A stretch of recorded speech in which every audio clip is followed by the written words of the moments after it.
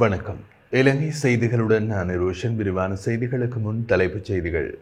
இந்தியாவுடன் கையெழுத்திடப்பட்ட 7 புரிந்துணர்வு ஒப்பந்தங்களை அரசாங்கம் நாடாளுமன்றத்தில் சமர்ப்பிக்க உள்ளதாக அறிவிப்பு. கிழக்கு மாகாணத்தில் அரசியல் காரணங்களால் இடம்பெற்ற குற்ற செயல்கள் தொடர்பான தகவல்கள் வெளியாக தொடங்கியுள்ளதாக குற்றப்புலனாய்வு திணைக்களம் தெரிவிப்பு. ஈஸ்டர் சம்பவத்தின் முக்கிய சந்தேக நபர்களில் 2 அடையாளம் காணப்பட்டுள்ளதாக ஜனாதிபதி சுட்டிக்காட்டு. மாத்தறை சிறைச்சாலையில் ஏற்பட்டிருந்த குழப்ப நிலை முழுமையாக கட்டுப்பாட்டுக்குள் கொண்டுவரப்பட்டுள்ளதாக போலீசார் அறிவிப்பு. தொடர்வது விரிவான செய்திகள். இந்தியாவுடன் கையெழுத்திடப்பட்ட 7 புரிந்துணர்வு ஒப்பந்தங்களை அரசாங்கம் நாடாளுமன்றத்தில் சமர்ப்பிக்க உள்ளதாக அமைச்சரவை பேச்சாளர் நலிந்த ஜாதிச தெரிவித்துள்ளார். இந்த ஒப்பந்தங்களின் விவரங்களை முழுமையாக வெளியிடுவதற்கு இரு தரப்புகளின் ஒப்புதலும் தேவையானதால் சில தகவல்களை வெளிப்படுத்த சிறிது காலம் எடுக்கும் என்றும் அவர் தெரிவித்தார். அரசாங்கம் இப்போது வரை கையெழுத்திட்டுள்ளவை வரும் புரிந்துணர்வு ஒப்பந்தங்களே என்பதுடன் அவை தொடர்பான அனைத்து விவரங்களும் நாடாளுமன்றத்தில் சமர்ப்பிக்கப்படும் என்றும் அவர் உறுதியளித்திருந்தார். இந்தியாவுடனான பாதுகாப்பு ஒத்துழைப்பு ஒப்பந்தத்தின் அடிப்படையில் சீன கப்பல்களை இலங்கை கடற்பரப்பில் அனுமதிக்க முடியாது என்று அரசாங்கம் ஒப்புக்கொண்டதா என்ற கேள்விக்கு பதிலளிக்கும் போது அவர் மேற்குறித்த விளக்கங்களை வழங்கியிருந்தார். மேலும் குறித்த ஒப்பந்தங்களை பற்றிய தகவல்களை அவசரமாக பெற விரும்புவோர் தகவல் அறியும் உரிமைச் சட்டத்தின் கீழ் விண்ணப்பித்து பெறலாம் என்றும் அவர் தெரிவித்திருந்தார். இவை அனைத்தும் சட்டமா அதிபரின் ஆலோசனைகளுடன் சம்பந்தப்பட்ட அமைச்சகங்களுடன் நடைபெற்ற விரிவான கலந்துரையாடல்களின் பின்னர் கையெழுத்திடப்பட்டதாகவும் அமைச்சர் குறிப்பிட்டிருந்தார். அதே நேரம் இலங்கையில் சிக்கன் குனியா நோயில் பரவல் அதிகரித்து வரும் நிலையில் தொற்று நோயில் பிரிவு முழுமையான விழிப்போடு செயல்பட்டு வருவதாக சுகாதார அமைச்சர் நலிந்த ஜாதிச தெரிவித்தார். இந்த நோயின் பரவலை கட்டுப்படுத்தும் முயற்சியாக சில மருத்துவமனைகளில் சிகிச்சை வசதிகள் மேம்படுத்தப்பட்டுள்ளதாகவும் தேவையான இடங்களில் கூடுதல் மருத்துவ ஊழியர்கள் நியமிக்கப்பட்டுள்ளதாகவும் அவர் குறிப்பிட்டிருந்தார். ரத்னபுரி மருத்துவமனையில் சில ஊழியர்கள் சிக்கன் குனியா நோயால் பாதிக்கப்பட்ட நிலையில் அங்கு அவசரமாக புதிய ஊழியர்களை நியமிக்க சுகாதார தேவைகள் இயக்குநரின் வழிகாட்டுதலின் பேரில் நடவடிக்கைகள் மேற்கொள்ளப்பட்டுள்ள என்றும் அமைச்சர் குறிப்பிட்டிருந்தார். இதேவேளை காய்ச்சல் மற்றும் மூட்டு வலியோடு கூடிய அறிகுறிகள் ஏற்பட்டால் உடனடியாக மருத்துவ உதவியை நாடுமாறு தொற்று நோயியல் பிரிவு தனது அதிகாரப்பூர்வ வலைதளத்தில் அறிவுறுத்தியுள்ளது. மேலும் நுளம்புகள் வளரக்கூடிய நீர்த்தங்கி நிற்கும் இடங்களை அகற்றுதல், நுளம்பு விரட்டிகளை பயன்படுத்துதல், நீளமான கை மற்றும் காலாடைகளை கொண்ட உடைகளை அணிதல், ஜன்னல் மற்றும் கதவுகளின் நுண்ணின் திரைகளை அமைத்தல், நோயின் ஆரம்ப அறிகுறிகள் தோன்றும் போதே தகுந்த சிகிச்சை பெறுவது ஆகியவை அவசியம் என்பதையும் பொதுமக்களுக்கு நினைவூட்டப்பட்டுள்ளது. வெல்லம்பட்டிய சாலமுல பகுதியில் நடைபெற்ற துப்பாக்கிச் சூட்டில் காயமடைந்து வைத்தியசாலையில் சிகிச்சை பெற்று வந்த டான் பிரியசாந்த் சிகிச்சை பலனின்றி உயிரிழந்துள்ளதாக போலீஸ் ஊடக பேச்சாளர் சிரேஷ்ட போலீஸ் அத்தியட்சகர் புத்திக மனதுங்கு இன்று காலை அதிகாரப்பூர்வமாக தெரிவித்துள்ளார். நேற்றிரவு சாலமுல பகுதியில் உள்ள லக்சந்த தேவன தொடர்மாடி வீட்டு தொகுதியின் 6வது மாடியில் நடைபெற்றிருந்த விருந்துபசார நிகழ்வின் போது 2 அடையாளம் தெரியாத நபர்கள் ஒன்றுளியில் வந்ததோடு துப்பாக்கிச்சூடு நடத்திவிட்டு தப்பி சென்றதாகவும் தகவல்கள் தெரிவிக்கின்றன. இந்த தாக்குதலில் கடுமையாக காயமடைந்த டான் பிரியசாந்த் உடனடியாக கொழும்பு தேசிய வைத்தியசாலையில் தீவிர சிகிச்சை பிரிவில் அனுமதிக்கப்பட்டு சிகிச்சை பெற்றும் 39 வயதான அவர் நேற்றிரவு உயிரிழந்ததாக போலீசார் உறுதிப்படுத்தினர். அதேவேளை டான் பிரியசாந்த் எதிர்வரும் உள்ளூராட்சி மன்ற தேர்தலில் கொலன்னாவ நகர சபைக்கு ஸ்ரீலங்கா பொதுஜன பெரமுன சார்பில் வேட்பாளராக முன்னிலைப்படுத்தப்பட்டிருந்தார் என்பதும் குறிப்பிடத்தக்கது.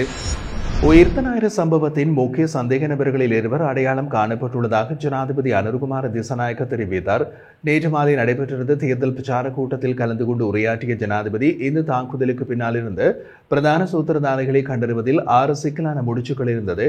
அவற்றில் 2 தற்போது அவிழ்க்கப்பட்டு அதனுடன் தொடர்புடைய 2 நபர்களை நாங்கள் அடையாளம் கண்டுள்ளோம் என்று கூறினார். வவுணதீவு படுகொலையின் போது புலிகளின் மேலங்கியை கொண்டு வந்து அங்கு வைத்தது யார் என்பது பற்றிய விசாரணைகள் இடம்பெற்றுள்ளதாகவும் உயிர்த்த ஞாயிறு சம்பவம் தொடர்பான விசாரணைகளுக்கு உதவிய அமெரிக்காவின் FBI நிறுவனம் இலங்கையை விட்டு வெளியேறும் போது ஒரு தொலைபேசி கருவியின் IMEI எண்ணை நாட்டின் புலனாய்வுத்துறைக்கு வழங்கியதாகவும் அவர் தெரிவித்தார். அந்த தொலைபேசியை பயன்படுத்திய நபர் யார் என்பது உள்ளிட்ட முக்கியமான தகவல்களை நாங்கள் தற்போது கண்டறிந்துள்ளோம். இந்த விவரங்களை விரைவில் பொதுமக்களுக்கு வெளியிடப்படும் என்றும் ஜனாதிபதி தெரிவித்திருந்தார். கிழக்கு மாகாணத்தில் அரசியல் காரணங்களால் இடம்பெற்ற கொலைகளும் தொடர் குற்றச்செயல்களும் தொடர்பான தகவல்கள் தற்போது வெளியாக தொடங்கியுள்ளதாக குற்றப்புலனாய்வு திணைக்களம் தெரிவித்துள்ளது. முன்னாள் ராஜாங்க அமைச்சர் சிவனேசதுரை சந்திரகாந்தன் கைது செய்யப்பட்டுள்ள நிலையில் அவரை மையமாக கொண்டு மேற்கொள்ளப்படும் விசாரணைகளின் மூலம் பல அதிர்ச்சிக்குரிய தகவல்கள் வெளிச்சம் காண தொடங்கியுள்ளன. இதற்கிடையில் இதுவரை சமூகத்தில் பேசப்படாத பல மர்மமான குற்றங்கள் தொடர்பாக புதிய தகவல்கள் கிடைத்து வருவதாக குற்றப்புலனாய்வு திணைக்கள அதிகாரிகள் குறிப்பிட்டுள்ளார்கள். மட்டக்களப்பு பகுதியில் சில போலீஸ் அதிகாரிகள் தங்கள் சொந்த அரசியல் நோக்கங்களுக்காக திட்டமிட்டவாறு கொல்லப்பட்டதாக மூத்த போலீஸ் அதிகாரி ஒருவர் தெரிவித்துள்ளார். பிள்ளையான் மீது நடைபெறும் விசாரணைகள் அவரால் புலிகள் அமைப்புக்கு எதிராக மேற்கொள்ளப்பட்ட போராட்டம் சார்ந்ததல்ல என்றும் அது அரசியல் இலக்குகளை அடைவதற்காக செய்யப்பட்ட குற்ற செயல்கள் சார்ந்தவை என்றும் அவர் குறிப்பிட்டிருந்தார். பிள்ளையான் தலைமையில் நடந்ததாக கூறப்படும் குற்றங்கள் குறிப்பாக அவர் தனது தனிப்பட்ட மற்றும் அரசியல் நோக்கங்களை அடைவதற்காக மேற்கொள்ளப்பட்டவை தற்போது ஒவ்வொன்றாக வெளிப்பட்டு வருவதாகவும் தெரிவிக்கப்படுகிறது. கிழக்கு பல்கலைக்கழகத்தின் முன்னாள் துணைவேந்தர் பேராசிரியர் சிவசுப்பிரமணியம் ரவீந்திரநாத் கடத்தப்பட்ட வழக்கின் கீழ் பிள்ளையான் கடந்த 8ஆம் தேதி பயங்கரவாத தடுப்புச் சட்டத்தின் கீழ் கைது செய்யப்பட்டிருந்தார். அவர் தற்போதும் தடுப்பு காவலில் வைக்கப்பட்டுள்ளார். இந்த வழக்கு விசாரணையில் தொடர்ச்சியாக பிள்ளையானின் சாரதியும் கடந்த 17ஆம் தேதி கைது செய்யப்பட்டுள்ளார். பேராசிரியர் ரவீந்திரநாத் கடந்தப்பட்டு பின்னர் கொலை செய்யப்பட்டாலும் தகவலும் உறுதி செய்யப்பட்டுள்ளதாக கூறப்படுகின்றது. இதனோடு பிள்ளையான் தலைமையில் இடம்பெற்றதாக கூறப்படும் பல கொலைகளும் சித்திரவதைகளும் வன்முறைகளும் தற்போது விசாரணையின் கீழ் உள்ளன. அவரது சாரதியும் தற்போது தடுப்பு காவலின் கீழ் தடுத்து வைக்கப்பட்டுள்ளதாக குற்றப்புலனாய்வு திணைக்களம் அறிவிக்கின்றது. மாத்தறை சிறைச்சாலையில் ஏற்பட்ட கலவரம் தற்போது முழுமையான கட்டுப்பாட்டுக்குள் கொண்டுவரப்பட்டதாக போலீசார் அறிவித்துள்ளனர். இந்த நிலையில் சிறைச்சாலையின் பாதுகாப்பை மேலும் பலப்படுத்துவதற்காக விசேட அதிரடிப்படையினர் அங்கு அனுப்பப்பட்டதாகவும் தெரிவிக்கப்பட்டுள்ளது. சம்பவத்திற்கு பின்னர் மாத்தறை சிறைச்சாலையில் இருந்து 26 பெண் கைதிகள் அங்குனகொல பெலஸ் சிறைச்சாலைக்கு மாற்றப்பட்டுள்ளார்கள். இந்த அமைதியின்மை கடந்த இரவு 3 கைதிகளை வேறு சிறைச்சாலைகளுக்கு மாற்றும் முயற்சியின் போது உருவானது. அவர்களோடு இருந்த சிலர் இந்த மாற்றத்திற்கு எதிர்ப்பு தெரிவித்ததை அடுத்து சிறைச்சாலையில் பதற்றமான சூழல் ஏற்பட்டது. நிலைமையை பதற்றமாக மாறியதை அடுத்து சிறைச்சாலை அதிகாரிகள் வானை நோக்கி எச்சரிக்கை துப்பாக்கி சூடு மேற்கொண்ட நிலையில் கட்டுப்படுத்த முயன்றிருந்தார்கள். இந்த நிலையில் ஆரம்பத்தில் கட்டுப்பாட்டுக்குள் வந்த நிலையில் பின்னர் மீண்டும் சில வேளைகளில் அமைதியின்மை நிலவியது. இதனையடுத்து காவல்துறையினர் மற்றும் விசேட அதிரடிப்படையினர் பாதுகாப்பு பணிகளில் ஈடுபடுத்தப்பட்டார்கள். தற்போது சிறைச்சாலை நிலைமை மீண்டும் முற்றிலும் கட்டுப்பாட்டில் உள்ளதாகவும் அனைத்து பாதுகாப்பு நடவடிக்கைகள் தொடர்கின்றன என்றும் காவல்துறை பேச்சாளர் சிரேஷ்ட போலீஸ் அத்தியட்சகர் பொத்திக மனதுங்கு தெரிவித்துள்ளார். அண்மை காலமாக தென்னிலங்கையில் இடம்பெறும் துப்பாக்கி சூட்டு சம்பவங்களில் பலர் உயிரிழந்தமை நாட்டில் பெரும் அதிர்வலைகளை ஏற்படுத்தியுள்ளது.